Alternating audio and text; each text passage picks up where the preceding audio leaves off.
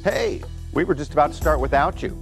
Got the maple syrup on the boil, the paint on the portrait's about to dry, and I hear there's something going on about women dressing like men. But I make it a policy never to interfere with any events that take place before 1899.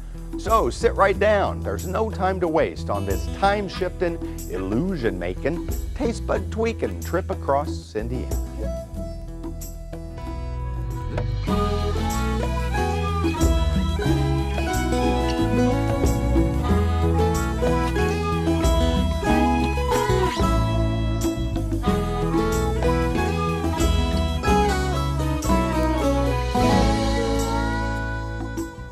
Finally this trip, we're headed south to a small town that's aiming to get a big reputation. Or at least that's what folks in Medora are hoping to achieve with their fledgling National Maple Syrup Festival. Checking it out sounds like a job for our Hungry Hoosier, Scott Hutcheson, who filed this report hot off the griddle. You know, when most of us sit before a stack of pancakes or waffles, this is what we reach for. But if you take a look at the back, you'll see that there's actually no maple in this syrup. The very concept of bogus maple syrup is one that could destine stacks of farmstead cookbooks to the dumpster. But take heart, we do have genuine maple syrup here in our state. In fact, we've created a new way to pay homage to the amber elixir. Most of us know Medora for its famous triple-span bridge, but that landmark now has some company in the town's horizon. The National Maple Syrup Festival. That's the good news.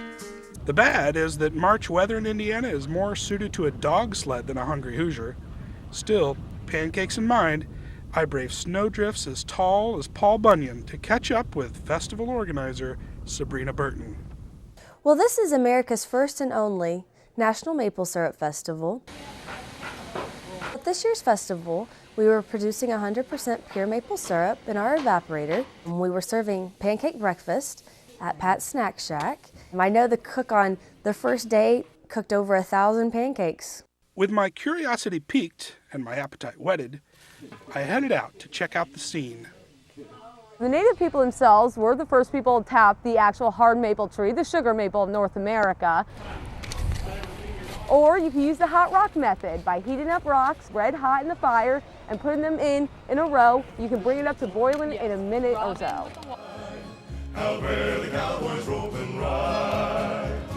I can make rope out of anything that will twist.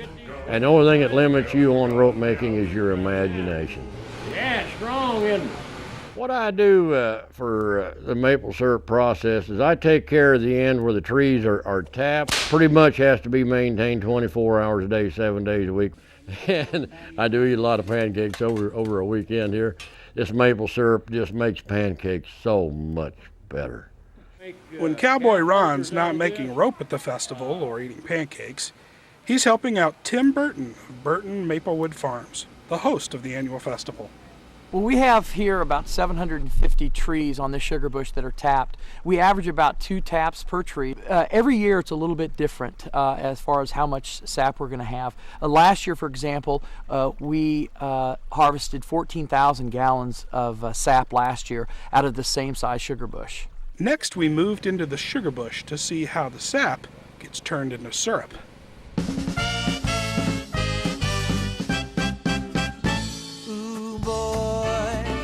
Sure love pancakes.